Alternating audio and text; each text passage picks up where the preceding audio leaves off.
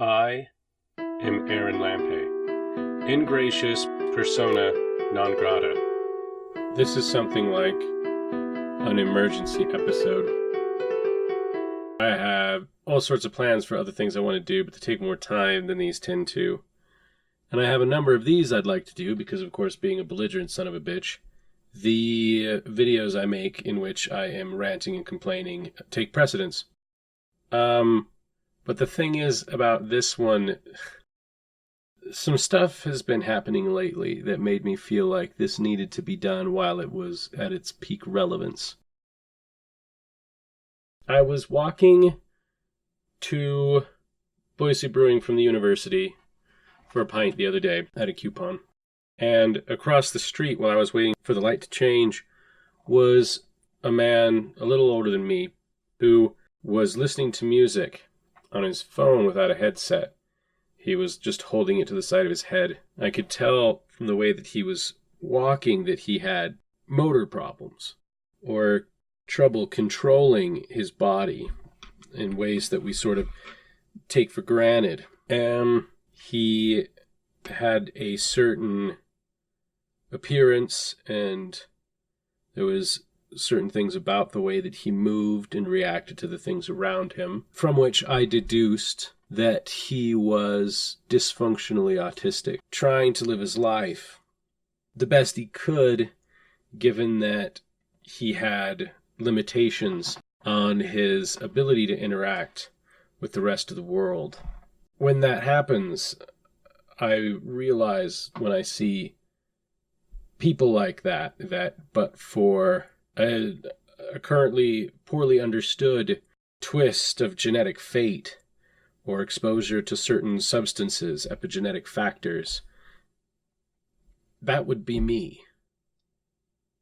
That kind of freaks me out, grounds me a little bit, you know.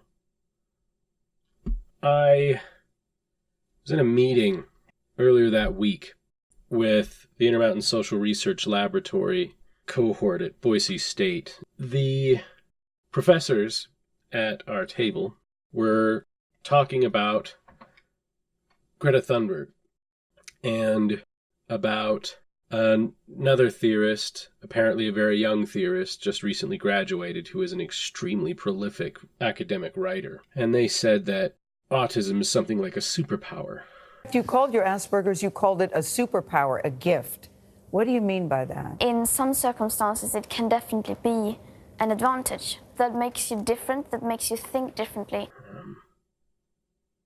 And I've said things like that because it kind of is, right? But it's double-edged. I'm one of the smartest people on the face of the planet Earth, but I can never find my keys, and I can't communicate with people. My writing is turgid and strange. Felt kind of weird. I mean, I'm at the table, right? Like I'm in the room. It's not like I'm not around, and they're talking about me like I'm not there, you know. And I was like, oh, I don't know about that.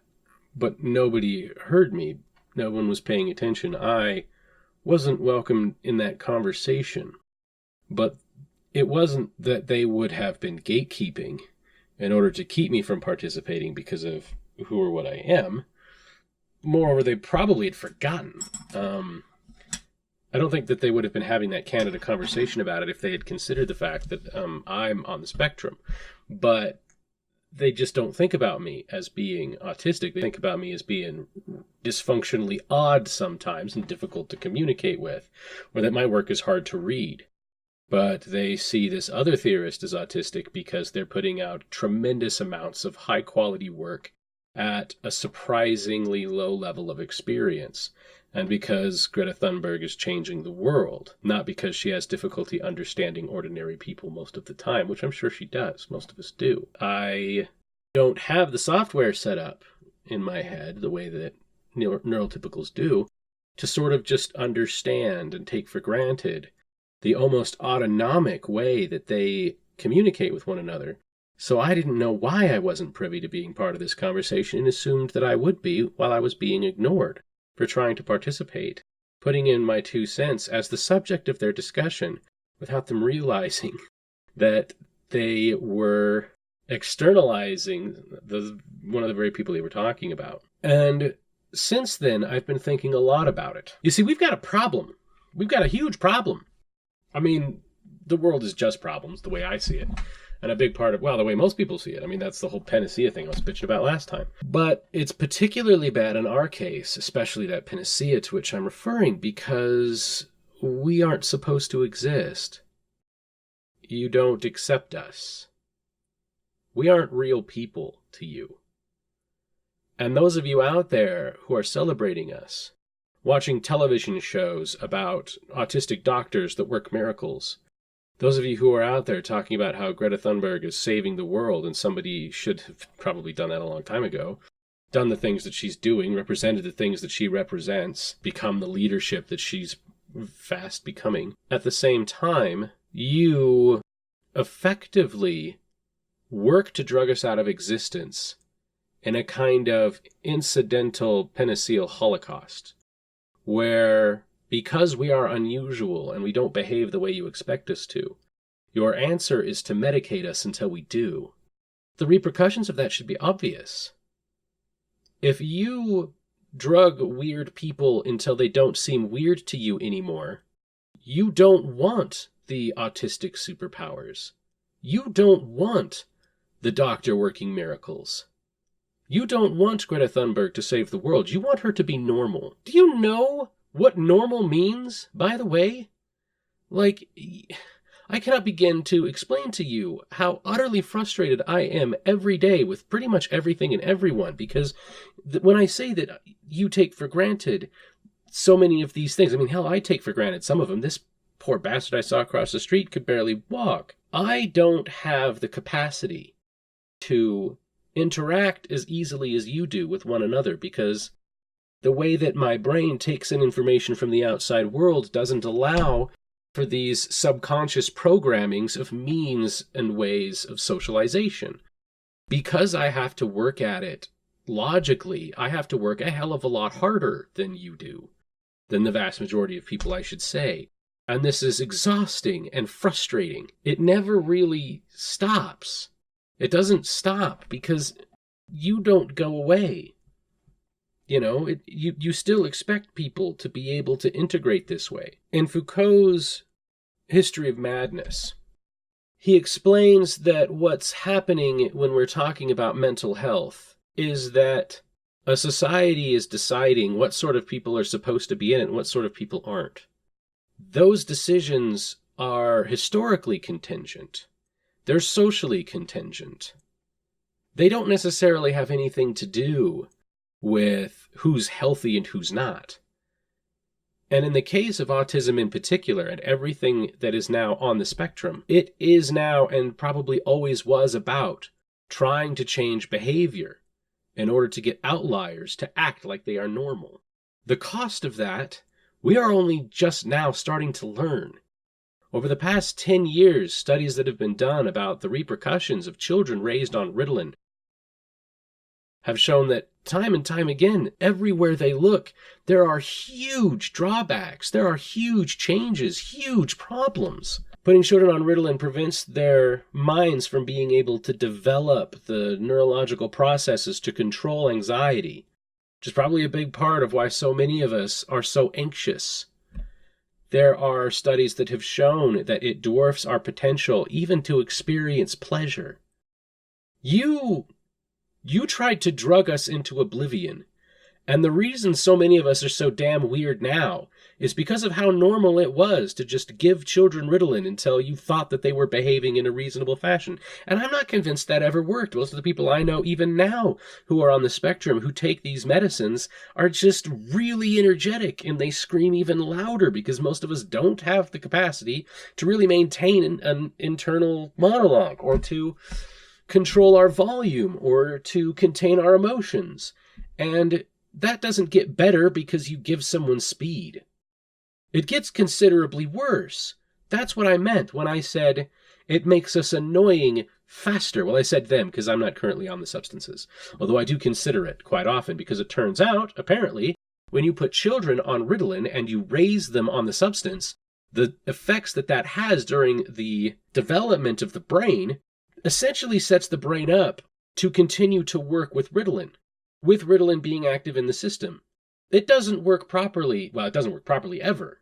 In fact, depending on how you define properly, which is a big part of this problem, we have a kind of disability because we don't act the way other people act, even while we're saving the world, even when we're using superpowers. I expected when I said that for autistic people to come out in droves, the people that I knew who were autistic who were watching that video, to have something to say about me saying that drugs make them annoying faster. Because it was sort of a callous way to put it. But I feel like they all understood. It doesn't work. It was never supposed to work. Even in the history of madness, there's supposed to be a socialization factor where you are trying to drug us out of the social conversation, out of the society at large. And instead, it's just become a way of selling drugs to people. It's just like anything else now. In the capitalization of healthcare and the for-profit scheme of healthcare, why wouldn't you say or do whatever you had to say or do to get people to feed their children whatever you sell? Under capitalist ideology, that's the right thing to do. Nobody cares about the kids. They care about the money.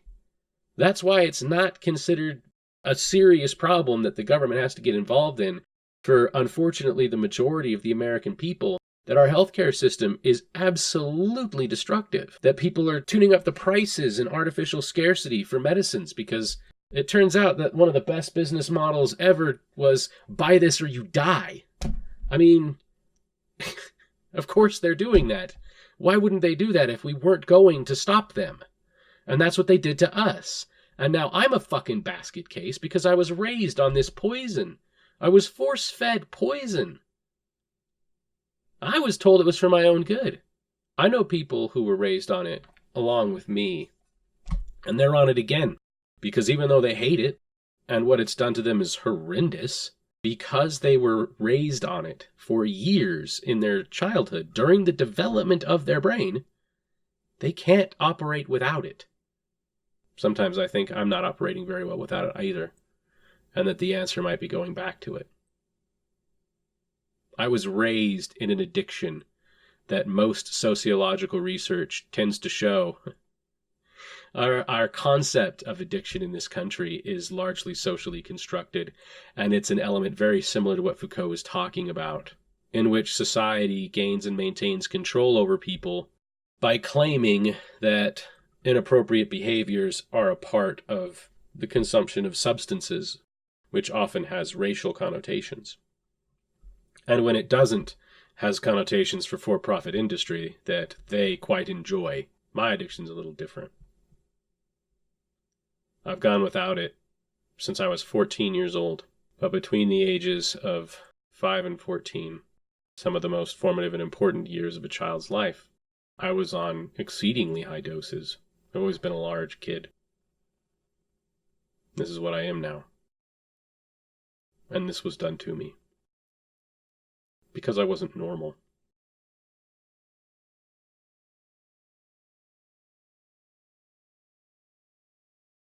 Stop. Ow! Ow! Ow!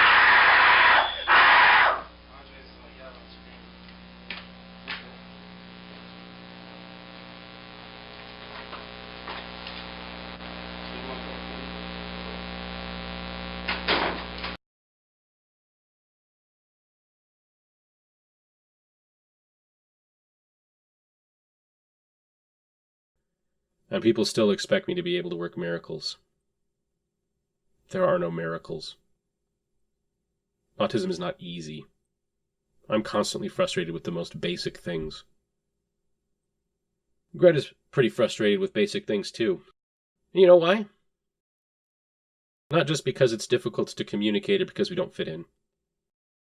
It's because you shouldn't have needed someone that you call a mentally ill child to explain to you that destroying the planet you currently live on is a bad idea. What is wrong with you? Jesus fucking Christ, we live here. Oh my God. Like really?